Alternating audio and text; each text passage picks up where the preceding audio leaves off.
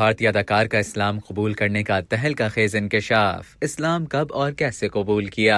भारत के टीवी अदाकार विवेन दसना ने इंकशाफ किया है कि उन्होंने 2019 के रमजान में इस्लाम कबूल कर लिया था। इस बारे में काफी अफवाहें थीं कि विवेन इस्लाम कबूल कर चुके हैं, लेकिन हाल ही में एक इंटरव्यू के दौरान उन्होंने इस बात की तस्दीक भी कर दी। विवेन ने कहा कि मेरी जिंदगी में ज्यादा कुछ तब्दील नहीं हुआ, मैं ईसाई पैदा हुआ था और अब मैं इस्लाम का पैरोकार हूँ। उनका कहना था कि मैंने 2019 के रमजान में इस्लाम की पैरवी शुरू की थी। मुझे रोजाना 5 वक्त की नमाज में बहुत सुकून मिलता है। अदाकार ने हाल ही में अपने परस्तारों को रमजान के आगाज की मुबारकबाद भी दी थी।